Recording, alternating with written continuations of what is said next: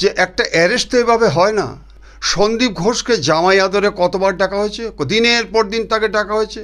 OC তালাকে কতদিন তারা অবজারভেশন রেখেছে, তাহলে অ্যারেস্টটা হলো কেন? যেভাবে দুর্নীতিতে জড়িয়েছে, পরবর্তীকালে যেভাবে তার ইন্টারনেট থেকে শুরু করে বিভিন্ন জায়গার টাওয়ার লোকেশন থেকে শুরু করে কন্ট্রাডিক্টরি স্টেপ নিয়ে, এটা কি হচ্ছে কি at the time of discharging duty? দুর্ভাগ্য। আজকে যদি তিলোত্তমা যদি খাতুন হতো, খাতুন, যে আজকে 17 তারিখে উনি বলেছিলেন যা স্ট্যাটাস রিপোর্ট জমা দিয়েছে তা অত্যন্ত ভয়াবহ এবং বিচলিত হওয়ার মতো।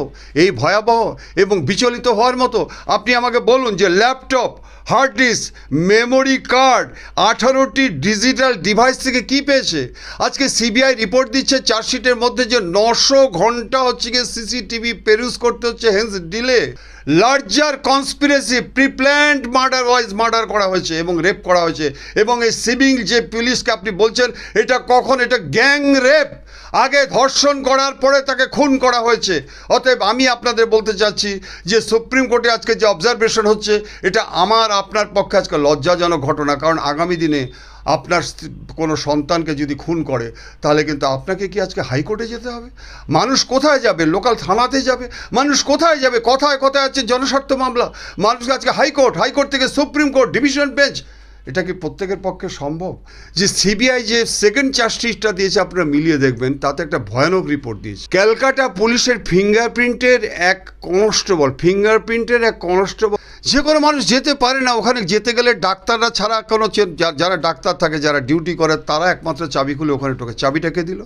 কিন্তু আমরা অনেক ক্ষেত্রে তদন্ত করেছি তো একটা জিনিস বলে থাকি, ওটাকে বলা হচ্ছে কি ডেথ ক্লাচ।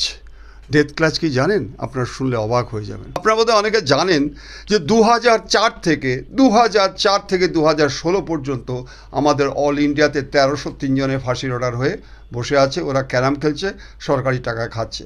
আমাদের ওয়েস্ট বেঙ্গলে 110 জনের ফাঁসি হয়নি, আর আমরা ফাঁসি চিৎকার করছি। কোনো দিন ফাঁসি হবে না, জেনে রাখুন। এর যে আউটপুট আপনারা দেখতে পাবেন খুব খারাপ। বিশেষ করে মানিটারির দিক থেকে বলুন, মার্ডার কেসে বলুন। যদিও রাজনীতিবিদ চিৎকার করে বলছেন, ডুগডুগি বাজাচ্ছেন যে শান্তির বিরাজ করছে। আপনাদের মাঝে মাঝে অনেকে বক্তব্য রাখে, হিম্মত থাকলে সিকিউরিটি গার্ড ছেড়ে বেরোন। সিকিউরিটি গার্ড ছেড়ে আপনার এলাকায় বেরোন। আপনি আপনার পরিবার সিকিউরিটি গার্ড নিয়ে ছাড়ছেন। অতএব ইন্ডিয়ান কনস্টিটিউশন নিয়ে এখন পার্লামেন্টে আলোচনা হচ্ছে। আপনি ইন্ডিয়ান কনস্টিটিউশন আর্টিকেল 1 থেকে 395 মধ্যে আজকে প্রধানমন্ত্রীর প্রতি দায়িত্ব রয়েছে, সুবিধা পাচ্ছে। আজকে স্বরাষ্ট্রমন্ত্রী সুবিধা পাচ্ছে, মুখ্যমন্ত্রীরা সুবিধা পাচ্ছে এই ইন্ডিয়ান কনস্টিটিউশন। কিন্তু তার মধ্যে আপনি দেখুন ইন্ডিয়ান কনস্টিটিউশনের প্রথমেই রেখেছে যে ভারতবাসীর নাগরিকদের আজকে তাদের নিরাপত্তার ব্যবস্থা। কোথায় নিরাপত্তা? সঞ্জয়কে যদি রাজসাক্ষী করে নেওয়া যায় তাহলে অনেক কিছু বেরিয়ে আসতে পারে, করবে কিনা আমি জানি না। কিন্তু আজকে কাকুকে যেটা করা হয়েছে, মনে রাখবেন ভাই, তথ্যসূত্র। সেই তথ্যসূত্রটা কি? Tower location, CDR, call details report, chatting, voice call. এই যে কথা তুমি বলেছো, সুজয় ভদ্রকে তুমি যে ইনস্ট্রাকশন দিয়েছো, এগুলো সব পেয়ে গেছে। আমি শুনলাম যদি পেয়ে গিয়ে থাকে 164 স্টেটমেন্ট যদি আপনি করে থাকেন। আজকে আমরা যার সঙ্গে কথা বলতে এসেছি তিনি আপনাদের কাছে অত্যন্ত পরিচিত একজন ব্যক্তিত্ব এবং তিনি প্রাক্তন পুলিশ কর্তা শ্রী অরিন্দম আচার্য। নমস্কার স্যার, ইমেজ বেঙ্গলে আপনাকে স্বাগত। 3 মাস পর কেন সিবিআই চার্জশিট দিতে পারল না, যে কারণে জামিন পেয়ে গেল সন্দীপ ঘোষ এবং অভিজিৎ মণ্ডল, টালা থানার ওসি? কি কারণে এরকম ঘটল? স্বভাবতই এই বিষয় নিয়ে অনেকগুলো প্রশ্ন উঠছে, আর সেই প্রশ্নের উত্তর খুঁজতে আজকে আমি এসেছি স্যারের কাছে। দেখুন, সত্যি তো this is now it the burning issue যে রাস্তাঘাটে চলাচলি করছি। আজকেও আমি বিএসএনএল হেড অফিসে গিয়েছিলাম, এসডিও ইঞ্জিনিয়ারিং যিনি ছিলেন ওখান থেকে অনেকে আমাকে এই প্রশ্নটা করেছে। রাস্তাঘাট, বাজারে গেলে মানুষ, আপনাদের একটু বলি যে ঘটনাটা যখন ঘটে আপনারা জানেন যে 9 তারিখে রাত্রে ঘটনা, 8 তারিখে 9 তারিখে আমরা জানতে পারি, 9th অগাস্ট। আমি বোধহয় সেই পুলিশ অফিসার, গর্ব করে বলছি না।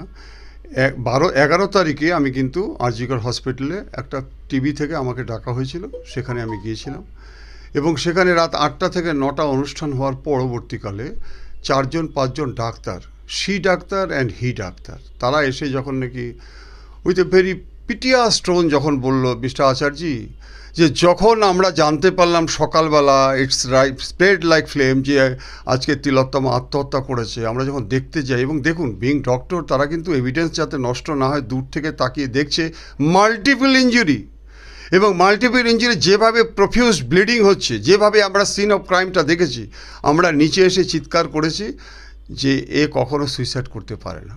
এখান থেকেই আপনারা ছোটাছুটি করছেন, টিভি চ্যানেল এসছে। এবার আমি আপনাকে বলি, আচ্ছা আপনারা বলতে পারবেন যারা দর্শক আপনারা আমার বক্তব্য শুনছেন যে একটা অ্যারেস্ট তো এভাবে হয় না। সন্দীপ ঘোষকে জামাই আদরে কতবার ডাকা হয়েছে, দিনের পর দিন তাকে ডাকা হয়েছে। ওসি তালাকে কতদিন তারা অবজারভেশন রেখেছে, তাহলে অ্যারেস্টটা হলো কেন?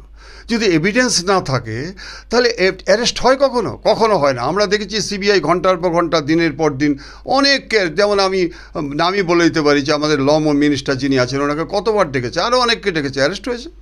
তাহলে অ্যারেস্টটা হলো কেন? আরেকটা বলি যে আপনাদের মনে রাখতে হবে যে আজকে যে জামিনটা পেয়েছে, এই জামিন মানে কিন্তু কেস থেকে অ্যাকুইটেড নয়, নির্দোষ নয়, তাকে জামিন দেওয়া হয়েছে। মানে জামিন দিয়ে দেওয়া হলো, তার এটা মৌলিক অধিকার যে এতদিন ধরে সে এখানে পড়ে আছে, জামিন দেওয়া হলো কেস থেকে। কিন্তু তার মানে এই নয় যে কেসটা যখন শেষ হবে তখন তার নামটা থাকবে না। এবার আপনাদের কারণটা বলি।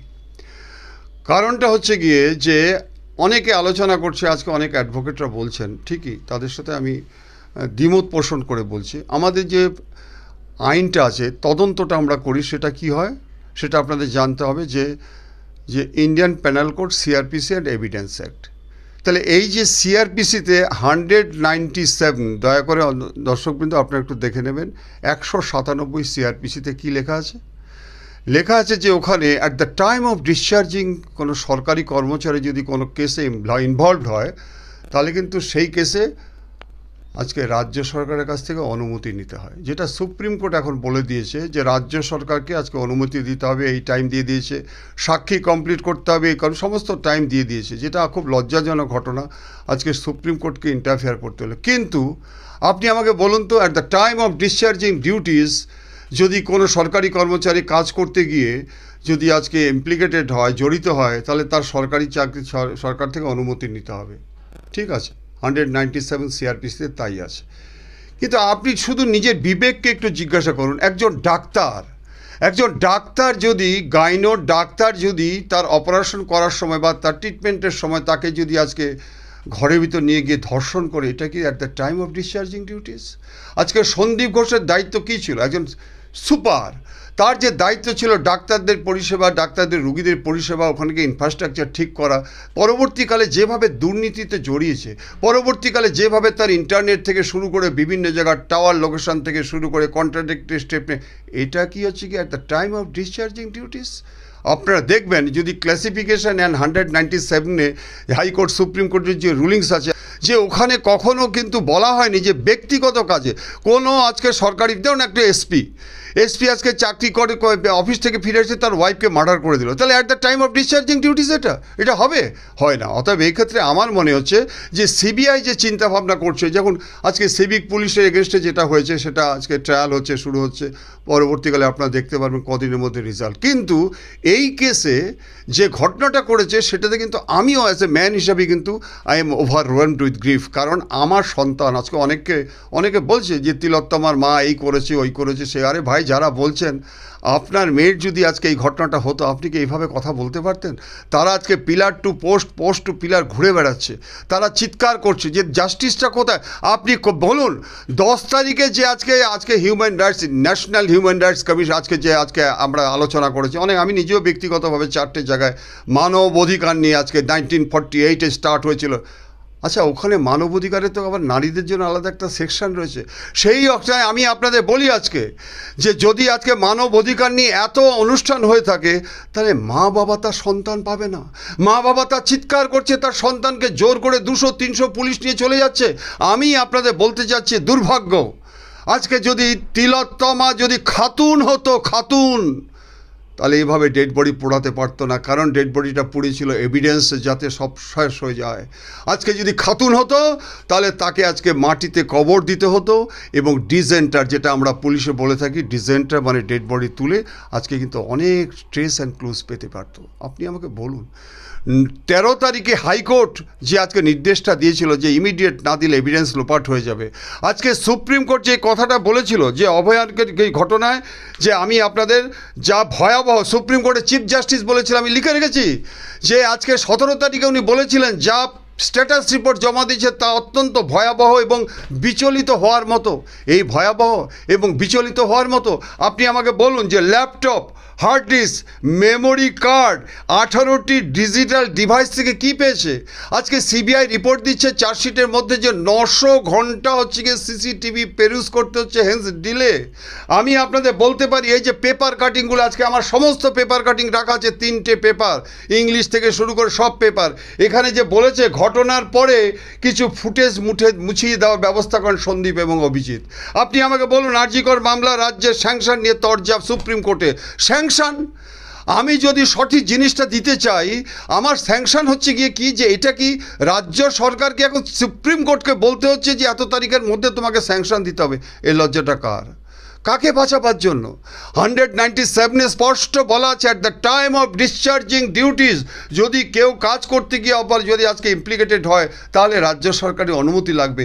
এই যে সন্দীপ ঘোষ যে ঘটনা করেছে, আমি প্রথম থেকে বলে আসছি, ঠিক larger conspiracy, preplanned murder wise murder করা হয়েছে এবং রেপ করা হয়েছে। এবং এই সিভিং যে পুলিশকে আপনি বলছেন এটা কখন, এটা গ্যাং রেপ, আগে ধর্ষণ করার পরে তাকে খুন করা হয়েছে। অতএব আমি আপনাদের বলতে চাচ্ছি যে সুপ্রিম কোর্টে আজকে যে অবজারভেশন হচ্ছে এটা আমার আপনার পক্ষে আজকে লজ্জাজনক ঘটনা, কারণ আগামী দিনে আপনার কোনো সন্তানকে যদি খুন করে তাহলে কিন্তু আপনাকে কি আজকে হাইকোর্টে যেতে হবে? মানুষ কোথায় যাবে? লোকাল থানাতে যাবে? মানুষ কোথায় যাবে? কথায় কথায় আছে জনস্বার্থ মামলা, মানুষকে আজকে হাইকোর্ট থেকে সুপ্রিম কোর্ট, ডিভিশন বেঞ্চ। এটা কি প্রত্যেকের পক্ষে সম্ভব? আমার মনে হচ্ছে যে সিবিআই যে চিন্তাভাবনা নিয়েছে এটা হচ্ছে কি একটা বৃহৎ চিন্তা, যে আজকে যে জামিন পেয়ে গেছে তাকে কিন্তু লক্ষ্য করার মতো যে তারা এই দুজন কিন্তু অ্যাকুইটেড হয়নি। অ্যাকুইটেড মানে হচ্ছে কি সমস্ত কেস থেকে তাকে মুক্ত দিয়ে দেওয়া না, তাকে জামিন দিয়ে দেওয়া হয়েছে। এবং এই জামিনটা আগামী দিনে যে থার্ড চার্জশিট কী হয়, দেখুন সাপ্লিমেন্টারি চার্জশিট যেটা দেওয়া হয় সেটা পরবর্তীকালে নাম জড়াবে, পরবর্তীকালে দেওয়া হবে। তার মানে এই নয়, এই যে এত ল্যাপটপ, এত কিছু ঘটনা আমরা জানতে পেরেছি চতুর্দিক থেকে, যে সিবিআইয়ের যারা নাকি আজকে অ্যাডভোকেট তারা কি আইন জানে না? আমি মনে করি নিশ্চয়ই আইন জানে, কিন্তু সাধারণ মানুষ এই ব্যাপারটা কিন্তু যখন রিলিজ হয়ে গেছে তাদের মধ্যে কিন্তু আজকে বিলিভ অ্যান্ড ডিসবিলিভ প্রশ্নটা তো এসছেই, যে কি করে এত কিছু জানার পরেও, এত কিছু থাকার পরেও, এত দিনের পর দিন তাকে জামাই আদর করে রাখার পরে অ্যারেস্ট হলো কেন তাহলে জামিন পেল? কারণ সাবস্টেন্সিয়েট যদি না করে তাহলে সিবিআই কখনো অ্যারেস্ট করে না। অর্থাৎ যখন অ্যারেস্ট করেছে, যে সমস্ত তথ্য জমা দিয়েছে, যখন অবজারভেশন অফ আজকে সুপ্রিম কোর্ট রয়েছে, অতএব এই ক্ষেত্রে আমার মনে হচ্ছে যে সহজে পার পাবে বলে মনে। আরেকটা দর্শক আপনাদের বলে দিই, সুমোটো কাকে বলে জানেন? আমরা যে officer in charge of the police station suo motu case করে দিই। কেন? হয়তো সারা বছরে একটা সুমোটো কেস হয়, মার্ডার কেস।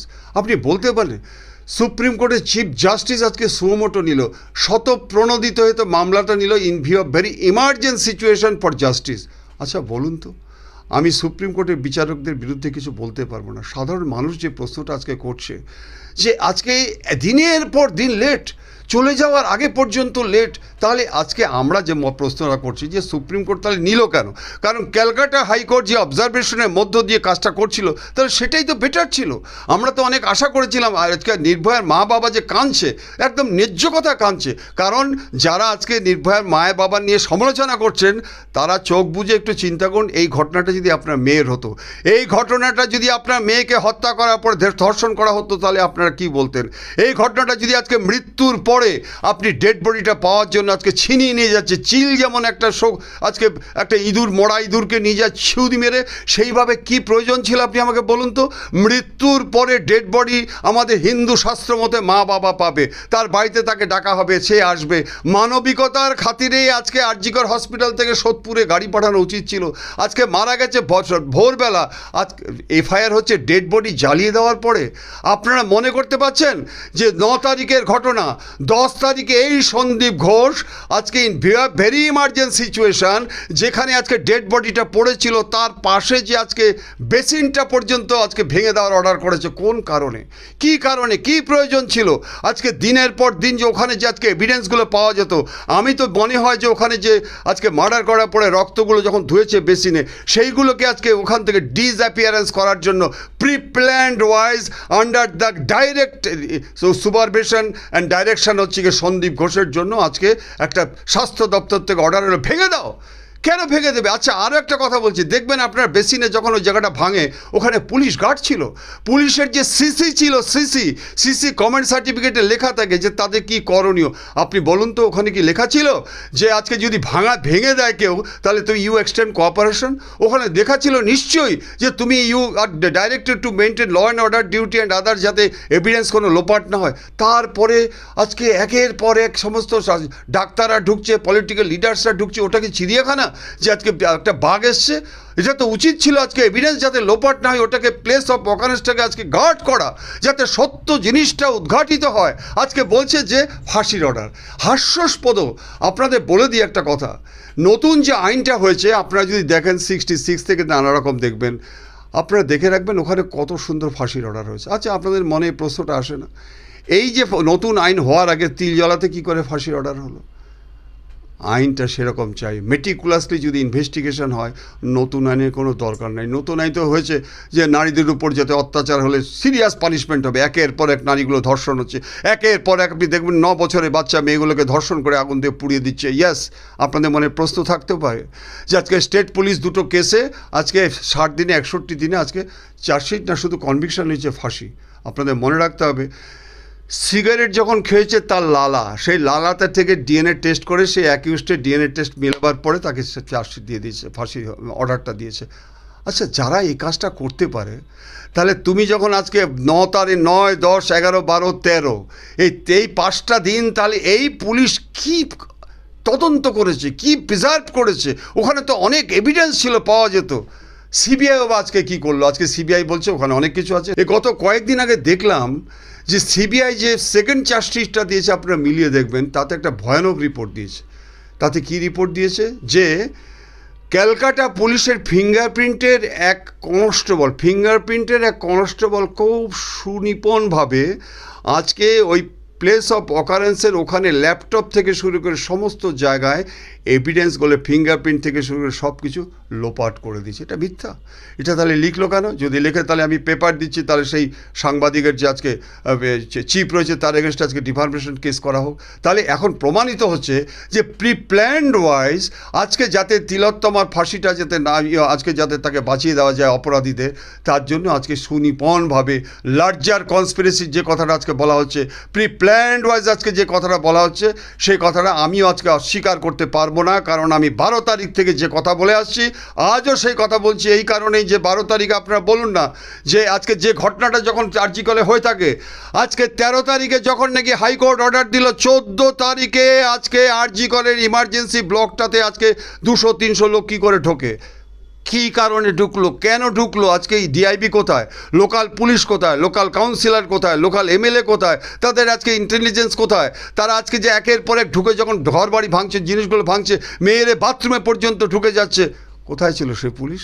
অতএব এই ক্ষেত্রে একটা সুনিপুণভাবে আজকে এভিডেন্সগুলো, ডিসঅ্যাপিয়ারেন্স অফ এভিডেন্স স্পষ্ট, কনস্পিরেসি স্পষ্ট। আপনি দেখবেন নতুন আইন, ভারতীয় যে সংহিতা নতুন আইন করা হয়েছে, বিএসএন যেটা করা হয়েছে ভারতীয় ন্যায় সংহিতা, তাতে দেখবেন আন্ডার সেকশন 238, দয়া করে দেখে নিন, ডিসঅ্যাপিয়ারেন্স অফ এভিডেন্স। এটা স্পষ্ট ডিসঅ্যাপিয়ারেন্স এভিডেন্স। হয়তো সন্দীপ ঘোষ তাকে ধর্ষণ করেনি, সন্দীপ ঘোষ তাকে গলা টিপে হত্যা করেনি, কিন্তু একটা বিরাট লার্জার কনস্পিরেসি, এবং কনস্পিরেসি করেছে এবং আজকে এভিডেন্সগুলোকে লোপাট করার জন্য যে ব্যবস্থা করেছে, তাতে সিবিআই আমার মনে হচ্ছে যে 238 যে সেকশনটা রয়েছে সেইখানে, এবং প্লাস 120B যেটা ইন্ডিয়ান পেনাল কোডে কনস্পিরেসি অ্যাবেটমেন্ট, এইগুলোতে তাদের চার্জ আসবে। এবং আমার যা মনে হয়, আপনি যদি আমাকে মনে বলে থাকেন, তাহলে যেভাবে নাকি আমরা পেপারে পড়লাম, যেভাবে নাকি আজকে টিভিতে দেখাচ্ছে, আমার মনে হচ্ছে যে তাদের কিন্তু এই জামিনটা হলেও কিন্তু তারা ওখান থেকে অ্যাকুইটেড হবে না। রিলিজড হয়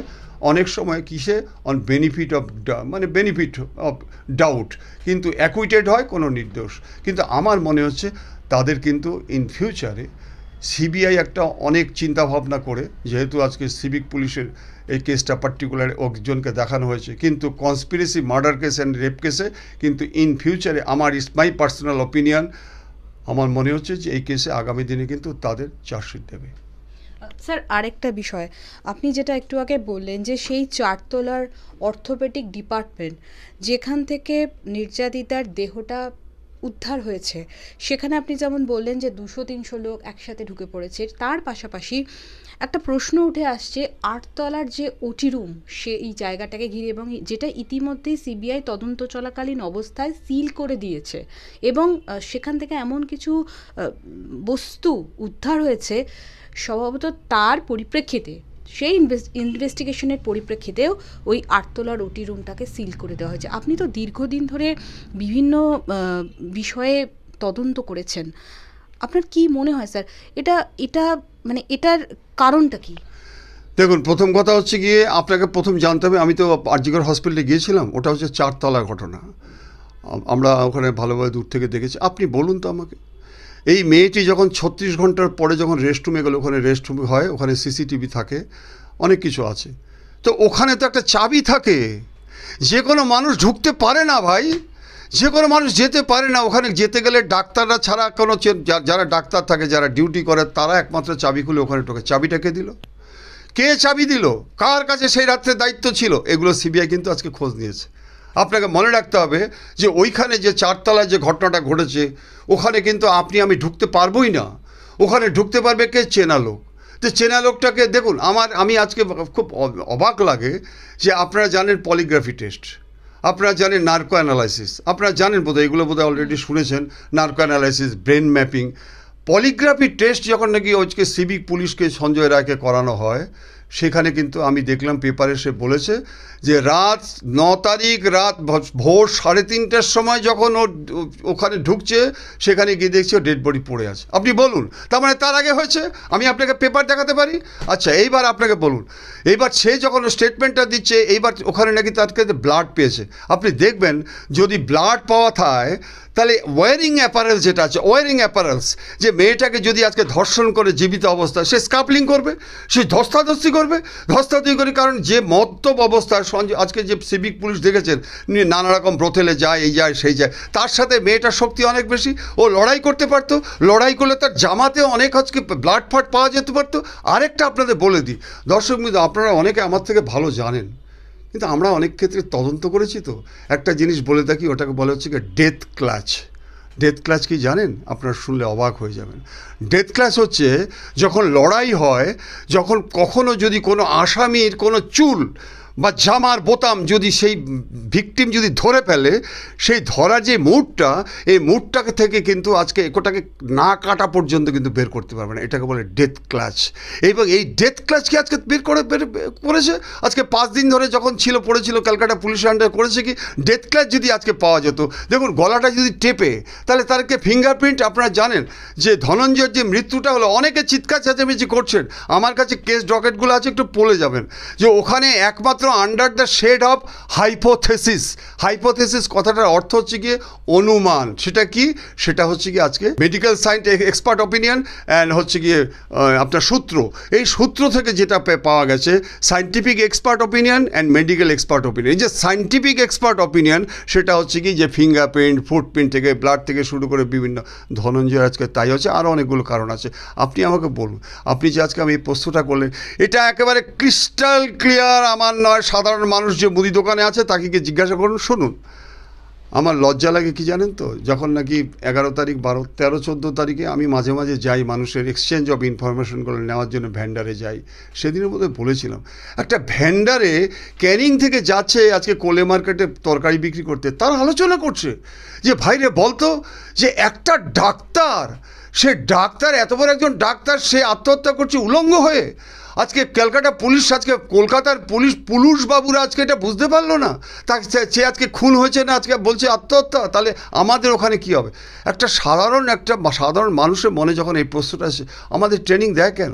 শুনুন, তদন্তটা নির্ভর করে হচ্ছে গিয়ে আমাদের যেটা আমরা পুলিশকে দায়ী করে সেটা কিন্তু আপনারা মনে করে থাকবেন যে না 3টে লেগ আছে, সেটাকে হচ্ছে গিয়ে ক্রিমিনাল জাস্টিস সিস্টেম বলা হয়। সেটা হচ্ছে গিয়ে 3টে কি, এই 3টে পা ওই টেবিলটা দাঁড়িয়ে থাকে, সেটা হচ্ছে গিয়ে investigation by police, prosecution by prosecutor, determination by the জাজেস ফর জাস্টিস। এই 3টে যদি এক না হয় তাহলে কিন্তু এখানে ক্রিমিনালই হোক বা যেই হোক কিন্তু জাস্টিসটা ঠিক পাবে না। কেন আজকে কথা বলছি, আজকে তদন্ত আপনাকে বলল যে আপনি আপনার এই কর্পোরেট অফিসে এই 50টা মেয়ে দিলাম টাইপিস্ট হিসাবে, আপনি 10 জনকে সিলেক্ট করুন। আপনি 10 জনকে সিলেক্ট করে দিলেন। এবার যখন বস ওদেরকে বলছে যে আপনারা টাইপ করে নিয়ে আসুন, ওরা বলছে আমরা টাইপ করব কি করে, উই হ্যাভ নো ফিঙ্গার, আমাদের হাতের আঙুলই নেই, তাহলে আমরা ফিঙ্গার আমরা তাই টাইপ করবো, তাহলে তোমরা চাকরি পেলে কি করে? 5 লক্ষ 6 লক্ষ টাকা দিয়ে চাকরি পেয়েছি। আরে ভাই, যে তদন্তটা বলছেন ফাঁসি হোক, তার এভিডেন্সটাই লোপাট করে দিয়েছেন। আজকে ফাঁসিটা হবে কি করে? আর এটা ভারত হচ্ছে গিয়ে আমাদের ফেডারেল স্টেট, এটা কিন্তু উত্তর কোরিয়া নয় যে প্রেসিডেন্ট বলে দিল ফাঁসি। এখানে প্রক্রিয়াগত পদ্ধতি আছে। কি, আপনি জজ কোর্টে গেলেন, জজ কোর্ট ফাঁসি দিল, এই যে আজকে 60 দিন আজকে হলো ফাঁসি দিয়েছে, ঠিক আছে হয়েছে ফাঁসি, খুব আনন্দের কথা। কিন্তু জানতে হবে যে he has got liberty to take shelter high court under section 226 Indian constitution. High court যাবে, হাইকোর্ট থেকে ডিভিশন বেঞ্চ, ডিভিশন বেঞ্চ যদি আজকে না পারে তাহলে কিন্তু আজকে যেতে হবে 232 যে আজকে সুপ্রিম কোর্টে যাবে। সুপ্রিম কোর্টে যদি না পায় তাহলে কিউরিটি পিটিশন থেকে না পারলে তাহলে আজকে রাষ্ট্রপতি মার্সি পিটিশন। এতগুলো বাধার পরে কিন্তু ফাঁসি হয়। আপনারা বোধহয় অনেকে জানেন যে 2004 থেকে 2016 পর্যন্ত আমাদের অল ইন্ডিয়াতে 1303 জনের ফাঁসির অর্ডার হয়ে বসে আছে। ওরা ক্যারাম খেলছে, সরকারি টাকায় খাচ্ছে। আমাদের ওয়েস্ট বেঙ্গলে 110 জনের ফাঁসি হয়নি, আর আমরা ফাঁসি চিৎকার করছি। কোনো দিন ফাঁসি হবে না, জেনে রাখুন। এটা যাবজ্জীবন হবে। যাবজ্জীবন যদি হয় তাও এটা অনেক টাফ। আগামী দিনে এটা প্রমাণ হবে যে হাইকোর্ট এবং সুপ্রিম কোর্টে কী রায় দেয়। স্যার, আরেকটা বিষয় হচ্ছে যে যেহেতু মানুষের একটা বিরাট আবেগ জড়িয়ে আছে এই জাস্টিসের সঙ্গে, যখন সিবিআই চার্জশিট দিতে পারলো না, সন্দীপ ঘোষ বহু প্রতীক্ষিত ছিল যে তাকে অ্যারেস্ট করা নিয়ে, টালা থানার ওসিকে অ্যারেস্ট করা নিয়ে, তো তারা যখন আবার জেলের বাইরে বেরিয়ে আসছেন, সিবিআইয়ের বিরুদ্ধে একটা রাজনীতিকরণের অভিযোগ উঠছে। না, এটা তো সত্যি। তো সিবিআইয়ের যে আউটপুট আপনারা দেখতে পাবেন খুব খারাপ, বিশেষ করে মনিটারির দিক থেকে বলুন, মার্ডার কেসে বলুন। যদিও CBI, ED, NIA, National Investigation Agency, এর উপরে তো আর কোনো তো হয় না। তবে এটা মনে রাখতে হবে, ওয়েস্ট বেঙ্গলে একের পর এক যে সমস্ত ঘটনাগুলো ঘটছে, তাহলে সিবিআইয়ের তো টোটাল টিমটা আমাদের ওয়েস্ট বেঙ্গলে আসতে হবে। কতগুলো কেস দেখুন, কোথায় কোথায় আজকে সিবিআইকে দিয়ে দিচ্ছে, আজকে হাইকোর্ট যে দিচ্ছে, নিশ্চয়ই দিচ্ছে, জাস্টিস তো পেতো না। আপনাকে একটা এক্সাম্পল দিলে আপনি বুঝতে পারবেন যে কত ভয়ানক কনস্পিরেসি হচ্ছে। আমার আজও মনে আছে 8/6/2019। দর্শকবিন্দু শুনে রাখুন, আপনারা আমাকে পাগল বলবেন না। আপনাদের মধ্যে মনে আছে 8/6, তার আগে 2 দিন আগে বিডিওকে পিটিয়েছিল কে? শাহজাহান। কোথায়? সন্দেশখালিতে। কেন? লোকসভা ইলেকশনে ভাঙিপাড়া বলে একটা পাড়া আছে, সেই পাড়াতে 124টা ভোট আজকে বিরোধীরা পেয়েছিল বলে এই শাহজাহান দলবল নিয়ে, আপনারা গিয়ে দেখে আসবেন, ভাঙিপাড়াটা শ্মশান করে দিয়েছিল এবং 3 জনকে খুন করেছিল 8/6/2019। শুনে রাখুন দর্শকবৃন্দ, আপনারা অবাক হয়ে যাবেন। হ্যাঁ, এই বাংলায়। এবং কেন আজকে এই কথাটা বলছি, এই যে আজকে সিবিআইয়ের গল্পটা বলছেন, আজকে প্রশাসন কি করলো? এত বড় ঘৃণ্য অপরাধ, এত হইচই হচ্ছে, 3 জনকে, স্বামী আর ছেলেকে খুন করছে তার স্ত্রীর সামনে, এই শাহজাহান অ্যালং উইথ 3 and 4। আজকে সিআইডিকে দিয়ে দিল জাস্টিস দেওয়ার জন্য। আপনারা জানেন, এই সিআইডি তদন্ত করার পরে চার্জশিট দিল, কিন্তু শাহজাহান অ্যান্ড অ্যালং উইথ আদার্সের নাম বাদ দিয়ে। এবার কেন আজকে এই কথাটা বলছি? সিবিআইয়ের কথা বলছেন যেহেতু, এই কেসটা যখন নাকি জনস্বার্থ মামলা হলো, এই গত বছরে জনস্বার্থ মামলা হলো, এই সন্দেশখালি ইস্যু নিয়ে যখন হইচই হচ্ছে, এই জনস্বার্থ মামলা যখন মামলা হলো, হাইকোর্ট যখন আজকে সিডি দেখতে চাইলো, তখন এই সিআইডি কী করলো শুনে নিন। আমি যদি মিথ্যা কথা বলি, আপনারা আমার নামে যা খুশি করুন। এই সিআইডি কী করলো? তাড়াহুড়ো করে সাপ্লিমেন্টারি চার্জশিট দিয়ে তার মধ্যে শাহজাহানের আদার্সের নাম ঢুকিয়ে দিল। তাহলে হাইকোর্ট কী করলো? হাইকোর্ট বললো যে তুমি প্রথম যে সিডিতে জানিয়েছিলে যে এখানে সাবস্টেন্সিয়েট করেনি, সেই সিডি আর এই সিডি আমার কাছে হাজির করো। দেখুন আজকে সিআইডি বিপদে পড়েছে। আমি আজকে এই কথাটা কেন বলছি? জাস্টিস কোথায় পাবেন? আমি আজকে বিপদে পড়লে তো লোকাল থানাতেই যাব। আজকে একের পরে হত্যাগুলো আপনি যদি দেখেন, একজন বলছে, আমাদের রিটায়ার্ড পুলিশ অফিসার বলছে, জানো তো অরিন্দম, কেন এটা করে? কেন আজকে তিলোত্তমা থেকে শুরু করে বিভিন্ন জায়গায় আজকে কেন আজকে এটা ইউডি কেস করছে? কারণ ন্যাশনাল ক্রাইম রেকর্ড ব্যুরোতে যেটা আজকে রিপোর্ট দেখায়, সেটা দেখানো হয় যে আমার বাংলায় ধর্ষণ কম, আমার বাংলায় আজ খুন কম, আমার বাংলায় আজকে শান্তির বিরাজ করছে। এটা হচ্ছে অ্যাকচুয়াল রিজন, তাহলে তো কোনো কারণ হতে পারে না। এবং মুখ্যমন্ত্রী যে বারবার পুলিশদের যে আজকে সতর্ক করছে যে পুলিশরা ঠিকমতো কাজ করে, আপনাদের মনে আছে বোধহয় গত মে মাসে, আমার আজও মনে আছে মে মাসে যখন 2023-এ কথা বলছি, রাষ্ট্রপতি এখানে এসেছিলেন, মাননীয় মুখ্যমন্ত্রী রাষ্ট্রপতির কাছে অ্যাপিয়ার হয়ে বলেছিলেন যে আপনার কাছে আমার একটা অনুরোধ, যাতে মৌলিক অধিকার ভারতবর্ষীদের থাকে আপনারা একটু দেখুন। আমি স্যালুট জানাই। তার কিছুদিন পরে আপনি দেখেন মাননীয় মুখ্যমন্ত্রী গিয়েছিলেন প্রধানমন্ত্রীর কাছে, ওনাকে দেখবেন সুন আফটার দিস আজকে প্রধানমন্ত্রীকে বলেছিলেন দেশে যাতে নিরপেক্ষ তদন্তটা হয় আপনি অনুগ্রহ করে দেখুন। আচ্ছা আপনি বলুন তো, আপনার সন্তান আজকে মারা যাচ্ছে, আপনি নিরপেক্ষ তদন্ত আশা করতে পারেন না? 1/5/2023 আপনি মনে আছে কি ইলেকশন যখন হয় ময়নার, আজকে বিজয় ভূঁইয়া একজন বিরোধী পক্ষের বুথ সভাপতি, মনে আছে আপনার? আমার বুকের মধ্যে লেখা আছে এটা, যে বিজয় ভূঁইয়া আজকে যেহেতু ব্লক সভাপতি, তার স্ত্রী ছেলের সামনে তাকে মোটরসাইকেল করে টানতে টানতে নিয়ে যায়, চিৎকার করছে যে আমার স্বামীকে নিয়ে যাচ্ছে, আপনারা বাঁচান। কিন্তু তার পরের দিন দেখছি তার ডেড বডিটা। দেখুন আজকে হাইকোর্টে যখন মামলা হয়, হাইকোর্ট আজকে ওই কেসটা কাকে দিল? এসডিপিওকে দিল। আমার লজ্জা লাগে যে এই এসডিপিও কেসটা করতে গিয়ে আজকে সর্বনাশ করে দিল। কেন? এমনভাবে কেস সাজানো হলো যে আসামিগুলো সমস্ত জামিন পেয়ে গেল। তাহলে কি হলো? আজকে হাইকোর্টকে কিন্তু দেখে নেবেন, হাইকোর্টকে কিন্তু এনআইএকে দিতে হলো। এতদিন পরে 2 মাস আগে সে প্রিন্সিপাল অ্যাকিউজদের অ্যারেস্ট করছে। তাহলে আমার প্রশ্ন হচ্ছে, অন্তপক্ষে রেপ কেস, ধর্ষিতা যে হচ্ছে, তার যে হৃদয়, তার মা বাবা, তার চোখের জলটা মোছাবার জন্য তদন্তটা করুন।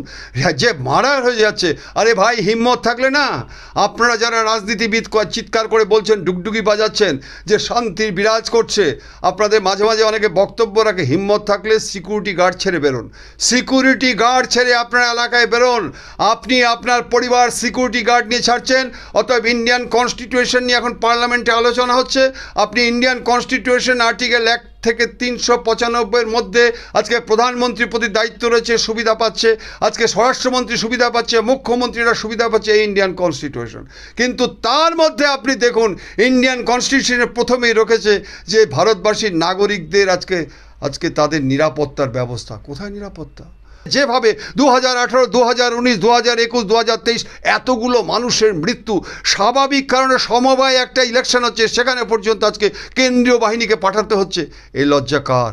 আপনার নয়, আমার নয়। অতএব আমার মনে হয় যে আজকে আমাদের সরকারকে ভাবতে হবে, প্রশাসনকে ভাবতে হবে যে মানুষের যে পুলিশের প্রতি, পুলিশ আজকে অপরাধ দমন করতে গিয়ে নিজেরাই অপরাধী হচ্ছে, তাদের মধ্যে আজকে মানুষ আজকে বীতিশ্রদ্ধা হচ্ছে। কিছু কিছু অফিসার ইনচার্জকে আজকে পিটিয়ে মাথা ভেঙে দিচ্ছে, আজকে কুলতলিতে দেখলাম পুলিশ যাচ্ছে তাকে গুলি করে দিচ্ছে। এগুলো ভাই আমরা চাকরি জীবনে পাইনি। এত বোম, এত গুলি, এত মানুষের হাহাকার, ত্রাস সন্ত্রাস, ঘটনা, চুরি ছিনতাই, মাতাল, সুপরিকল্পিত ডাকাতি, অসহায় মায়ের চিৎকার, শিশুর হাহাকার, আগে এতটা ছিল? নিজের মনকে জিজ্ঞাসা করো। সিবিআই আজকে গ্রেফতার করেছে সুজয় কৃষ্ণ ভদ্রকে। ইডি মামলায় জামিন পেয়ে গেছিলেন তিনি, কিন্তু আবার সেই কালীঘাটের কাকু সিবিআইয়ের হাতে গ্রেফতার হলো। দেখুন এটা আজকে প্রেয়ার দিতে হয়েছে হাইকোর্টকে। আপনি কোনোদিন শুনেছেন যে এক সময় আমরা দেখেছি সিবিআই বা তদন্তকারী সংস্থা কাউকে ডাকলে পরে সে অসুস্থ হয়ে হসপিটালে পড়ে থাকতো বা বিভিন্ন কাজ, আজকে যারা নাকি জেল কাস্টডিতে রয়েছে তাদেরকেও আজকে হাজির করাতে পারছে না। আজকে এই সুজয় কৃষ্ণ ভদ্রকে নিয়ে আপনার মধ্যে মনে আছে যে পিজি হসপিটালে যায়নি, আজকে ইএসআই হসপিটালে, না এটা আপনারা অনেকে জানেন কি, ইএসআই হসপিটালে যখন হাইকোর্টে অর্ডারে গেল, সেখানে কারা কারা গেল, সাইকো স্পেশালিস্ট, ডাক্তার থেকে শুরু করে বিভিন্ন ইউনিট থেকে গিয়ে, যাতে তার কোনো অসুবিধা না হয়। আপনাকে মনে আছে ইন্টারোগেশনটা ওখানে কি বলেছিল? আপনাদের কি মনে আছে? শুনুন, ইন্টারোগেশন তো আমরাও করি, আমরা চোর ডাকাতদের করেছি। প্রথম শুরু হয় কেমন আছেন, ভালো আছেন, শরীর কেমন আছে, ওর নাকি থট প্রবলেম, ওর নাকি কেটে দিয়েছে, দেখুন সব বেরিয়ে গেছে। কেন? চণ্ডীগড় সিবিআইয়ের যে সিআইএফএসএলটা রয়েছে, এটা হচ্ছে চণ্ডীগড়ে আছে। এই চণ্ডীগড়ে যে তার ভয়েস কলটা পাঠানো হয়েছিল, এখান থেকে কিন্তু আমি শুনলাম যে নাকি রিপোর্ট এসে গেছে। আজকে আমি আপনাদের বলে দিই, মনে রাখবেন, কেস তদন্তে যে উইটনেস পাওয়া যায়, উইটনেস মানে সাক্ষী, সেই সাক্ষী আমরা পেতে পারি। আজকে আমি একটা বলতে ভুলে গেছি, আজকে সঞ্জয় যেভাবে নাকি চিৎকার করছে যে আমাকে ফাঁসিয়েছে, আমাকে এই করেছে, আজকে আমরা মানুষ ভাবতে পারছে না যে আজকে যদি সেরকম হতো সঞ্জয়কে তো রাজসাক্ষী করতে পারতো। আজকে সঞ্জয়কে যে স্টেটমেন্টটাই তো শেষে ওরা একটা স্টেটমেন্ট নেবে, আমি জানি ওটা একটা স্কোপ থাকে, সঞ্জয়কে যদি রাজসাক্ষী করে নেওয়া যায় তাহলে অনেক কিছু বেরিয়ে আসতে পারে। করবে কিনা আমি জানি না, কারণ আমি এর মধ্যে ইন্টারফেয়ার করতে পারবো না। কিন্তু আজকে কাকুকে যেটা করা হয়েছে মনে রাখবেন ভাই, তথ্যসূত্র। সেই তথ্যসূত্রটা কি? Tower location, CDR, call details report, chatting, voice call, এই যে কথা তুমি বলেছো সুজয় ভদ্রকে, তুমি যে ইনস্ট্রাকশন দিয়েছো, এগুলো সব পেয়ে গেছে। আমি শুনলাম যদি পেয়ে গিয়ে থাকে 164 স্টেটমেন্ট যদি আপনি করে থাকেন, 161 স্টেটমেন্ট যদি করতে থাকেন, সাক্ষীর আগের দিন গিয়ে ভয় দেখিয়ে আসলো, 10,000 টাকা দিল যে তুমি যাও, টাকা নিয়ে চুপচাপ বসে থাকো, যদি যাও ভাই তোমার মেয়েটাকে রেপ করে দেবো, না যেতে পারে। সাক্ষী ওইটাকে বলে, আমরা কি বলুন তো, বিরূপ সাক্ষী বলা হয়, বিরূপ সাক্ষী, রাজসাক্ষী বিরূপ সাক্ষী বলা হয়, অ্যাকমপ্লিস বলা হয় ওটাকে, রাজসাক্ষীকে। কিন্তু তথ্যসূত্র তুমি চেঞ্জ করবে কি করে? এভিডেন্স কি হয়? ডকুমেন্টারি এভিডেন্স হয়, মানে হচ্ছে কি ব্যাংকের যে সমস্ত টাকা পয়সা বিভিন্ন জায়গায় কোম্পানি করেছো, না করেছো, এই করেছো সেই করেছে, আজকে লিপস অ্যান্ড বাউন্সের যে সমস্ত করেছে, আমি শুনলাম লিপস অ্যান্ড বাউন্সের এগেনস্টে নাকি আজকে চার্জশিট দিয়ে দিয়েছে। যদি ইফ ইট ইজ ফ্যাক্ট হয় তাহলে লিপস অ্যান্ড বাউন্সের যারা কর্তৃপক্ষ তারা বেরোবে কী করে? কারণ আপনার আমার কথায় তো হয়নি, এটা তথ্যসূত্র। তথ্যসূত্র আপনি কি করে আপনি ওটা ডিস্ট্রয় করতে পারবেন? কারণ আপনি পারবেন না। অতএব এইটার উপর বেস করে কিন্তু আগামী দিনে সিবিআই যদি চার্জশিট দিয়ে থাকে তাহলে আগামী দিনে এটা কিন্তু প্রমাণিত হবে। আমরাও চাই যদি ইনোসেন্ট হয় that person should be acquitted from this charge, আর যদি দোষী হয় তাহলে কিন্তু আমার মনে হচ্ছে যে এটা সঠিক তদন্ত করে দোষী ব্যক্তির শাস্তি ব্যবস্থা করা হোক। আরেকটা আমি আপনাকে বলি, আপনি আমার বলুন তো ভাই, যে আজকে অনুব্রত মণ্ডল 2 থেকে 2.5 বছর তিহার জেলে পড়ে আছে, আজকে পার্থবাবু 3 বছর, প্রায় 2.5 বছরের বেশি আজকে জেলে পড়ে আছে। আচ্ছা, এটা যখন ট্রায়ালে যদি বাই চান্স যদি প্রমাণিত হয় যে এরা হচ্ছে কি আজকে অ্যাকুইটেড হয়ে গেল, এরা আজকে রিলিজড হয়ে গেল ফ্রম দিস চার্জ, তাহলে তোমার কি অধিকার আছে যে আজকে বিনা দোষে তাদেরকে আজকে বছরের পর বছরে আজকে ফেলে রাখতে? আমি যার জন্যে বলেছি যে কাস্টডি ট্রায়াল কেন হচ্ছে না, কেন কাস্টডি ট্রায়াল হচ্ছে না? যদি অ্যারেস্ট করেছো after meticulous investigation, after observation of CDR থেকে শুরু করে বিভিন্ন তথ্যসূত্র শুরু করে যখন তুমি স্যাটিসফাই হয়েছো, তাহলে তুমি কাস্টডি ট্রায়াল যেমন করছো না, তেমনি কাস্টডি ট্রায়াল করতে গিয়ে আজকে দেখা যাচ্ছে স্টেট গভর্নমেন্ট নাকি পারমিশন দিচ্ছে না।